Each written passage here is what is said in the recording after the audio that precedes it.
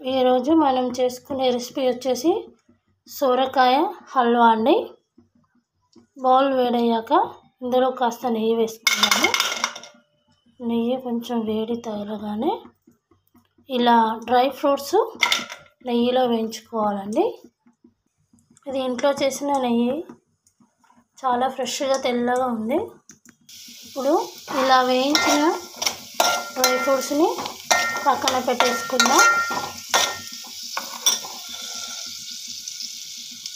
ఇప్పుడు నెయ్యిలో మనం తురుముకొని పెట్టుకున్న 100 గ్రామ్స్ సొరకాయ తురుముని ఇందులో వేసేసుకుందాం.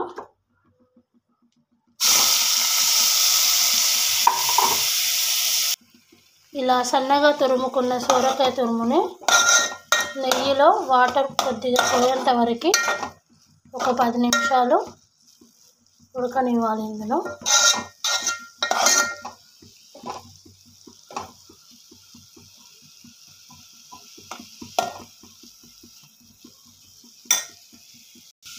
ఇలా సొరకాయ కొద్దిగా ఫ్రై అయిన తర్వాత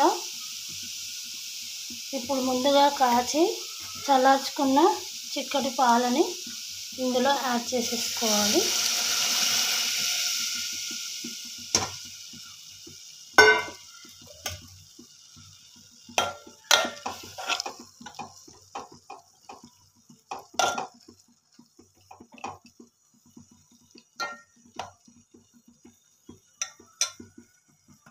ఇప్పుడు ఇందులో చక్కెర యాడ్ చేసేసుకుంటున్నాను.